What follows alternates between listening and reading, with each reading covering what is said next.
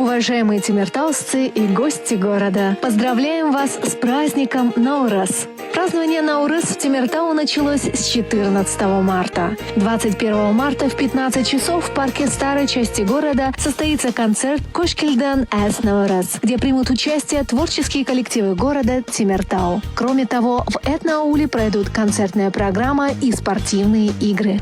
Главное мероприятие пройдет 22 марта.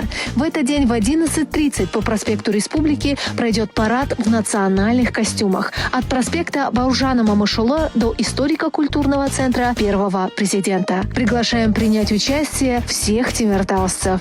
На площади перед Темиртауским дворцом культуры пройдут спортивные состязания по национальным видам спорта: казахша күрес, аркан тарту, гір көтеру, ләңгі. На площади Астана и Ротонде со стороны сквера Берлик будут установлены экспозиционные юрты с историческими и театральными выставками, а также выставки декоративно-прикладного искусства, где жители города смогут принять участие в мастер-классах. На сквере Берлик жителям города будет представлена творческая программа от молодежи города. На площадке будет установлена экспозиционная юрта, сценическое и звуковое оборудование. Для детей организована детская развлекательная площадка. Также предпринимателями города будет организована ярмарка, где можно будет приобрести национальные блюда.